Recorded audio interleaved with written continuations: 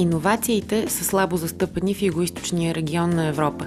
Липсват подходящи условия за изграждане на мост между науката, образованието и бизнеса. За да отговорят на проблемите и нуждите на региона, 8 европейски страни – Австрия, Белгия, България, Гърция, Италия, Румъния, Словакия и Унгария – се обединиха в транснационално партньорство, за да инициират мерки и дейности в подкрепа на иновациите в рамките на проект «Науката в Югоизточна Европа».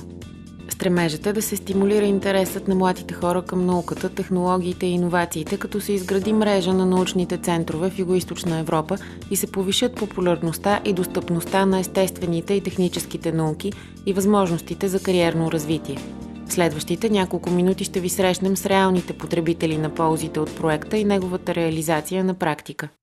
Ние се включихме в проекта, решавайки да направим по-интересно ежедневието на децата. Всъщност да направим лично аз математиката много по-интересна, за да могат те по-лесно да учат.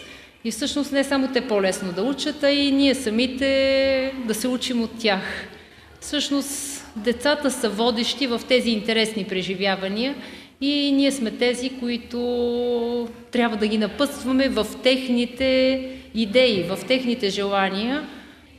Това ги прави значими в това, което правят и всъщност аз сега мога да се похваля, че съм в състояние да им поставя всяка една задача и съм сигурна, че приемат сериозно и отговорно всяка една поставена от мен задача. Часовете по математика лично мен са много интересни, а чрез тези проекти те стават още по-интересни и по-лесни за усвояване.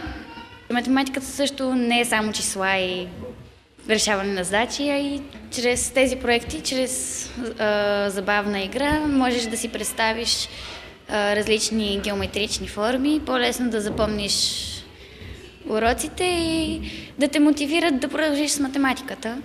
Ние не можем да оставим децата от новото поколение да работят с миналите програми. Трябва да им направим много по-интересно, весело това, което учат и всъщност може би да открием творческото във всяко едно от тях. Така че бъдещето е в подобен експеримент, който всеки един учител може да направи сам със своите ученици.